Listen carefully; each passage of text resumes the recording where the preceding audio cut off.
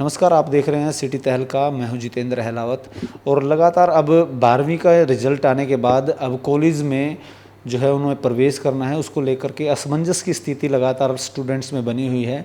तो उसको लेकर के हम बातचीत करेंगे। प्राचार्य एसटी कॉलेज अनुपम अरोड़ा जी हमारे साथ हैं, उनसे पूछेंगे कि किस तरह की प्रक्रिया रहने वाली है और जो लोग अभी भी असमंजस की स्थिति में हैं उनका जो भ्रम है कि अभी शुरू हो चुका है। कुछ लोग क्योंकि फ़ोन कॉल के माध्यम से सिटी तहलका पर रोज़ाना कॉल आते हैं, तो उसको लेकर के क्या अभी नोटिफिकेशन जारी हुआ है यूनिवर्सिटी की तरफ से सर, और कैसे अब अपने फॉर्म जो है वो फिल कर सकते हैं, किस तरह से? मेरा पहला तो संदेश आपके माध्यम से है, क्योंकि आप बता रहे हैं कि विद्यार्थी आपको संपर्क कर रहे हैं, विद्यार्थी हमें भी संपर्क कर रहे हैं और थोड़ा उन्हें अनिश्चितता बनी हुई है, उन्हें जानकारी का अभाव है। तो मैं आपके माध्यम से सब स्पष्ट कर रहा हूँ जो मेरी जानकारी है। तो विद्यार्थियों को किसी भी प्रकार के अपने एडमिशन के विषय में असमंजस में रहने की आवश्यकता नहीं है। किसी भ्रम में ना रहें, किसी कन्फ्यूजन में ना रहें, किसी असमंजस में ना रहें। जो एडमिशन होगा, हरियाणा के जितने भी गवर्नमेंट कॉलेज हैं और जितने गवर्नमेंट एडेड कॉलेज हैं और जितने सेल्फ फाइनेंसिंग कॉलेज हैं, ये 3 कैटेगरी हैं।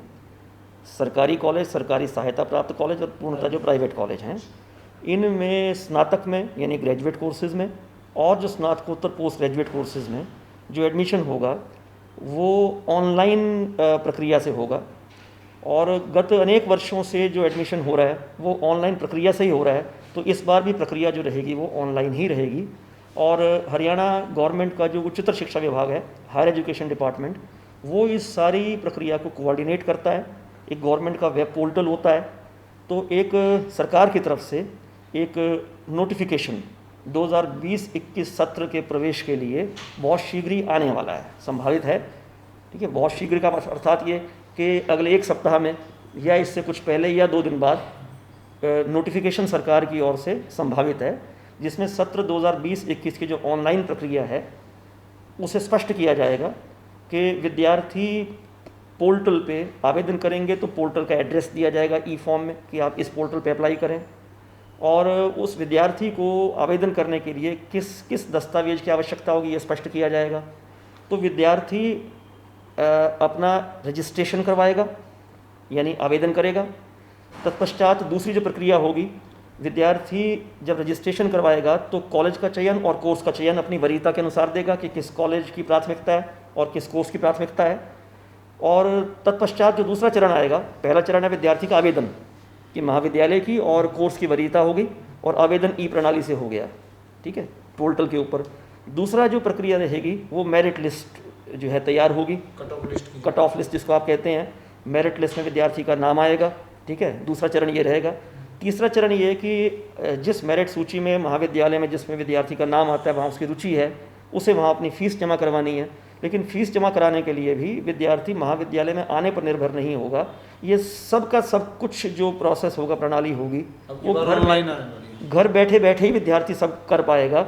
इस प्रकार से प्रक्रिया डिज़ाइन होने की पूर्ण संभावना है, ऐसी जानकारी है।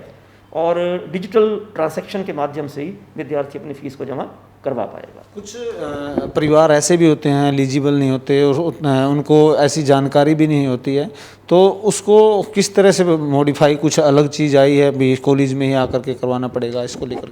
देखिए, यदि कोई विद्यार्थी या अभिभावक कॉलेज में आकर कोई जानकारी लेना चाहते हैं क्योंकि जानकारी का अभाव है, तो महाविद्यालय में न्यूनतम कुछ ना कुछ स्टाफ, तो जैसे छुट्टी है और कॉलेज तो बंद है लेकिन मैं महाविद्यालय में उपस्थित हूँ, तो उद्देश्य तो बैठने का यही है कि कोई दिन में 2, 4, 5 विद्यार्थी भ्रम में आ जाते हैं तो उन्हें थोड़ा मार्गदर्शन किया जा सके, कोई दिक्कत ना हो। तो काउंसलिंग डेस्क जो हैं हम ई फॉर्म में सेटअप किए हमने।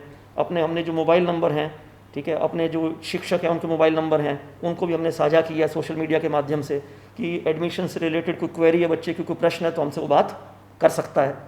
और यदि कोई व्यक्तिगत भी आके बात करता है फिजिकल डिस्टेंसिंग को मेंटेन करते हुए, तो हम कोई आपत्ति नहीं कर रहे हैं। कोई 1-2 विद्यार्थी आ जाते हैं तो उनसे बात हम कर भी लेते हैं।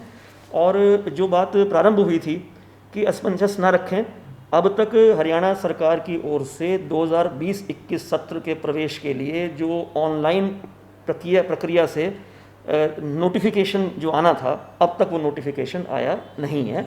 और नोटिफिकेशन 1 सप्ताह में संभावित है। जब नोटिफिकेशन अभी आया ही नहीं तो किसी प्रकार का असमंजस नहीं होना चाहिए और नोटिफिकेशन की प्रतीक्षा है और बहुत शीघ्र नोटिफिकेशन आ जाएगा और ये प्रक्रिया प्रारंभ हो जाएगी। तो दूसरी तरफ एक और बात सामने आई है, अनलॉक 2 जो है शुरू हो चुका है, बावजूद उसके अब स्कूल कॉलेज ये बंद हैं। तो ऐसे ही मान लो महामारी है, जैसे कि लगातार आंकड़े बढ़ते जा रहे हैं, तो ऐसी प्रक्रिया में पढ़ाई किस तरह से होने वाली है, उसको लेकर के क्या संदेश देना चाहते हैं? देखिए, जो लॉकडाउन हुआ था 24 मार्च से हुआ था, जो आपका फर्स्ट फेज़ था लॉकडाउन का, फिर लॉकडाउन को बढ़ाया गया, फिर उसके बाद अनलॉक की प्रक्रिया हुई। आप समझे कि जब 24 मई को लॉकडाउन हुआ तो जितने भी महाविद्यालय थे उनमें जो पिछला सत्र था और उसका जो आखिरी सेमेस्टर था उसका जो सिलेबस था अभी वो पूरा नहीं हुआ था। हम उस समय जो सेमेस्टर चल रहा था उसका लगभग 60-65% सिलेबस पूरा कर पाए थे 24 मार्च तक, अर्थात 30-35% सिलेबस तो भी बाकी था। और ये परीक्षाएं संपन्न नहीं हुई और विद्यार्थियों को उनकी जो पास परफॉर्मेंस थी, ठीक है, उसको मान के विद्यार्थियों को आगे प्रमोट कर दिया। ये निर्णय तो बाद में आया, ठीक है, लेकिन 24 मार्च को तो ये स्पष्ट था कि परीक्षाएं आगे, जब भी परीक्षाएं मई जून में होंगी, परीक्षाएं तो सेमेस्टर की होनी थी। तो हमने लगभग 30% सिलेबस अपना जो है सभी कॉलेजों ने ऑनलाइन प्रक्रिया से विद्यार्थियों को कंप्लीट करवाया है। और हमारे जो शिक्षक हैं वो 2-3 महीने अथक प्रयास किया और वो भी अभ्यस्त नहीं थे कि अपना जो लेक्चर जो है उसको वीडियो रिकॉर्ड करें, सोशल मीडिया के टूल्स को यूज़ करें। ये एक नया एक ट्रेंड था उनके सामने। जैसी सी परिस्थिति थी उसके अनुसार ये समाधान निकल के आया और हमारे जो शिक्षक थे उन्होंने आईटी टूल्स जितने भी थे उनको लर्न किया, अपने अच्छे लेक्चर प्रिपेयर किए और व्हाट्सएप से और सोशल मीडिया से उसको बच्चों के साथ शेयर किया, उनके साथ बच्चों के साथ व्हाट्सएप ग्रुप बनाए। तो जितना 30-35% सिलेबस भिन्न भिन्न विषयों में रह गया था, एक एक टॉपिक जो है विद्यार्थियों को शिक्षकों ने ई लर्निंग के माध्यम से, ई कंटेंट, ई लेक्चर के माध्यम से करवाया। इसका मतलब कि लगभग 35% के करीब पढ़ाई जो पिछले सेमेस्टर की भी है वो ऑनलाइन के माध्यम से हुई है और ये एक सफल प्रयास रहा है, ठीक है। इसमें कोई ऐसी समस्या नहीं आई है। जब प्रारंभ हुआ था तो थोड़ा ऐसा था कि इसमें कोई दिक्कत आएगी, समस्या आएगी, कठिनाई आएगी, लेकिन आज मैं कह सकता हूँ कि बहुत सफलतापूर्वक जो है हमने इस प्रोजेक्ट को जो है वो कंक्लूड किया है। इस प्रोजेक्ट को हमने संचालित किया, हमें सफलता मिली है, हम संतुष्ट हैं। आगे भी आने वाले टाइम में जैसे कोविड चल रहा है और आपके केसेस बढ़ रहे हैं और यदि कोई सरकार का निर्णय ऐसा आता है, क्योंकि निर्णय तो सरकार करेगी, महाविद्यालय खुलेगा तो निर्णय भी सरकार का होगा, महाविद्यालय बंद रहेगा निर्णय सरकार का होगा, ठीक है। हम तो सरकार के निर्णय का पालन करने को पाबंद हैं।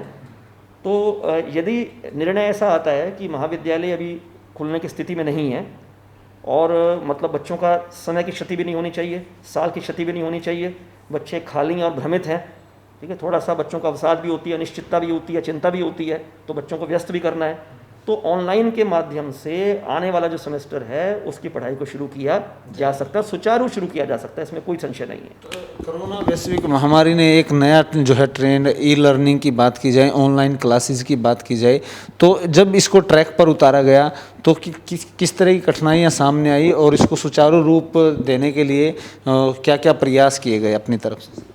किस विषय में प्रयास? जैसे कि अब ई लर्निंग का और ऑनलाइन क्लासेस शुरू हो गई थी, तो एकदम से एक नया था, एक नया अनुभव था, उसको किस तरह से साझा करेंगे? देखिए, बात है कि जब विद्यार्थी, कोविड का लॉकडाउन हो गया, विद्यार्थी अपने घर पर रहने को विवश है, शिक्षक भी अपने घर पर रहने को विवश है और इंटरनेट जो है ये सबको कनेक्ट कर रहा है, सब कनेक्टेड तो आपस में है, तो इंटरेक्शन तो इंटरनेट के माध्यम से पॉसिबल है, संभव है। तो प्रारंभ में समस्या ये आई कि जैसे जो शिक्षक है, बात तो शिक्षक से प्रारंभ होती है, शिक्षक अपने लेक्चर को वीडियो रिकॉर्ड करेगा, शिक्षक को अपना लेक्चर वीडियो रिकॉर्ड करना पड़ेगा तभी वो शेयर कर सकता है आगे। तो जो एक स्टूडियो होता है, स्टूडियो की जो वीडियो क्वालिटी है, स्टूडियो में जो ऑडियो क्वालिटी है, स्टूडियो में जो नॉइज़ फ्री एटमॉस्फेयर है, ठीक है, वो स्टूडियो वाली बात तो अपने घर पे जब शिक्षक अपना लेक्चर रिकॉर्ड करेगा और शिक्षक प्रोफेशनल भी नहीं है तो स्टूडियो क्वालिटी तो संभव नहीं है, ठीक है। लेकिन एक ऑप्टिमम क्वालिटी, ऑप्टिमम का मतलब बिलो एवरेज नहीं, एक एबव एवरेज क्वालिटी कि विद्यार्थी अपने शिक्षक को देख भी पा रहा है, विद्यार्थी अपने शिक्षक को सुन भी पा रहा है, विद्यार्थी अपने शिक्षक के जो हाव भाव हैं, जो भाव भंगिमा है, उसका जो मुद्राएं हैं, चेहरे का एक्सप्रेशन है, क्योंकि खाली आवाज़ नहीं बोलती, संपूर्ण व्यक्तित्व बोलता है। जब शिक्षक पढ़ाता है तो मात्र वो शब्द नहीं है, उसका पढ़ाने का अंदाज भी है, उसका जो वो पढ़ा रहा है उसके पीछे वो बहुत कई बार स्ट्रेसेस आते हैं, एफर्ट करता है, एम्फेसिस देता है, तो उसका पूरा शरीर बोलता है। तो वो सब चीज़ें उस वीडियो में वो स्पष्ट होती हैं। लेकिन वो एक चैलेंज था, परीक्षा थी। शिक्षकों ने, मेरी शिक्षकों से बात हुई अपने महाविद्यालय के, जैसे पहला लेक्चर रिकॉर्ड करना था, पहली बार में रिकॉर्ड किया, 5 मिनट का वीडियो बनाया। तत्पश्चात शिक्षक अपने ही लेक्चर से, अपनी प्रस्तुति से संतुष्ट नहीं था, उसने दोबारा प्रयास किया। तो प्रारंभ के जो लेक्चर थे 3-3, 4-4, 5-5 बार प्रयास किया, उनको रिकॉर्ड किया, लेकिन 2-3 बार ऐसा करके शिक्षक भी सहज हो गए। ये बात वही है जैसे फिल्म की शूटिंग होती है और सीन का बार बार टेक होता है कि हम तो पिक्चर देखते हैं कि 3 घंटे की पिक्चर है, एक सीन के बाद दूसरा चल रहा है, लेकिन जब शूटिंग होती है तो एक एक सीन के बहुत बहुत टेक होते हैं। लेकिन जितना एक्टर मैच्योर होता जाता है वो कम से कम टेक में अपने सीन को पूरा कर देता है। वही रिकॉर्डिंग के साथ है कि प्रारंभ में थोड़ा सा इनहिबिशन होता है, थोड़ा झिझक होता है, लेकिन 2-3 बार रिकॉर्ड करने के बाद झिझक समाप्त हो जाता है। तो हमारे शिक्षकों को शुरू में तो दिक्कत आई कुछ एक लेक्चर्स में, लेकिन बाद में सहज हो गए, सामान्य हो गए। और मैंने खुद वो वीडियोस देखे हैं और हमने अपने सभी शिक्षकों के सभी विषयों में लगभग 40% जो सिलेबस का कंटेंट था, उन सब लेक्चर्स को महाविद्यालय का जो वेबसाइट है हमने उसके ऊपर भी उसको अपलोड किया है, तो कोई भी उसको देख सकता है। आज वैश्विक महामारी है तो बच्चे हैं, उनको क्या संदेश देना चाहेंगे? क्योंकि आज अनलॉक की जो प्रक्रिया हुई, एक दूसरे से संपर्क बढ़ा, और दूसरी तरफ ट्रैवल हिस्ट्री की बात की जाए, वो ख़त्म होने के बाद अब सामूहिक संक्रमण जो है वो रफ्तार पकड़ रहा है। तो आप प्राचार्य हैं और शिक्षक जो बच्चों के माध्यम भी रहते हैं और उन लोगों के अट्रैक्शन में भी रहते हैं, तो उन लोगों को क्या संदेश देना चाहेंगे अपनी तरफ से, ताकि इस पर हम कंट्रोल पा सकें और पानीपत से कोरोना को और अपने पूरे देश से इसको भगा सके, हरा सके? उसको लेकर के क्या संदेश देना चाहिए? देखिए, मेरा संदेश है कि कोविड से घबराएं तो नहीं, लेकिन कोविड को पूर्ण गंभीरता से लें। उसका कारण ये है कि जब ये लॉकडाउन प्रारंभ हुआ था तो ऐसी मानसिकता, ऐसी जागरूकता समाज में देखी, लोग कोविड के विषय में भयभीत थे और लोग बिल्कुल लगभग क्लोज डोर रहे, सहयोग भी किया, लोगों ने सहयोग भी किया। लेकिन धीरे धीरे कोविड को लेके लोगों की मानसिकता भी जो है वो थोड़ी सहज सी हो रही है। तो मनोवैज्ञानिक रूप से भयभीत ना हो, ये तो बहुत अच्छी बात है, लेकिन भयभीत ना होते हुए जागरूक ना हो और सावधानी ना बरतें, ये अच्छी बात नहीं है। कारण ये है कि अब लोग देख रहे हैं कि कोविड के केस जैसे बढ़ रहे हैं, बहुत बढ़ रहे हैं कोविड के केसेस जो हैं। अब लोग देख रहे हैं कि कोविड में ठीक होने वालों की संख्या जो है, वो जो प्रतिशत है, ठीक है, 100 में से लगभग जो फैटिलिटी है, जो डेथ का रेट है, वो लगभग 2.5 से 3% के करीब है। ठीक है, तो 100 में से 98 लोग तो ठीक हो रहे हैं और 2 लोग जो हैं वो दिवंगत हो रहे हैं। वो जो 98 लोग ठीक हो रहे हैं, वो आंकड़ा देख के व्यक्ति उत्साहित होता है, असावधान हो जाता है कि भी कोई ऐसी बात नहीं है, सभी लोग लगभग ठीक हो रहे हैं। लेकिन दिन 2 के साथ दुर्घटना घट रही है। जिस एक के साथ दुर्घटना घटी, जिसकी कोविड के कारण मृत्यु हुई, उसके साथ तो दुर्घटना 100% घटी ना। 100%। जिन 2 की मृत्यु हुई कोविड से, 100 शिकार हुए, 2 की मृत्यु हुई, लेकिन जिसकी मृत्यु हुई उसके साथ दुर्घटना 100% घटी। और वो 100 में से 2 कौन होंगे? वो 100 में से 2 कोई भी हो सकते हैं। इसलिए किसी को कोविड हो रहा है तो वो 98 को भी संबंधित हो सकता है और वो 2 को भी संबंधित हो सकता है। ये भी सोच के चलना चाहिए। मृत्यु से भयभीत तो ना हो, लेकिन सावधानी रखनी चाहिए। तो ये थे प्राचार्य एसडी कॉलेज अनुपम अरोड़ा जी। जी, क्या कहना चाहेंगे सर? मैंने आपको हस्तक्षेप किया तो कहना ये चाहूँगा कि जितने विद्यार्थी मैं देख रहा हूँ, क्योंकि घर में हैं और कक्षाएं भी नहीं चल रही हैं और छुट्टी का एक लंबा सा एक समय आ गया, लगभग विद्यार्थी मैं देख रहा हूँ कि दिन में 10-10 घंटे, 12-12 घंटे, 14-14 घंटे वो अपनी नींद के साथ भी समझौता कर रहे हैं, अपने भोजन के साथ भी समझौता कर रहे हैं, अपने शारीरिक व्यायाम के साथ भी समझौता कर रहे हैं। वो सारा दिन मतलब उसके साथ मोबाइल के साथ उलझे हुए हैं, बहुत सारे ऐप डाउनलोड किए हुए हैं। तो कहीं ना कहीं अच्छी नींद आवश्यक है ताकि आपके शरीर में इम्यूनिटी रहे। अच्छा भोजन जो है न्यूट्रिशियस, वो आवश्यक है ताकि शरीर में इम्यूनिटी रहे। व्यायाम आवश्यक है ताकि शरीर में इम्यूनिटी का विकास हो। और विद्यार्थियों को हम आह्वान करते हैं, थोड़ा ठीक पर्याप्त मात्रा में नींद लें, पर्याप्त विश्राम करें, अच्छा भोजन लें और व्यायाम करें और अच्छा चिंतन करें।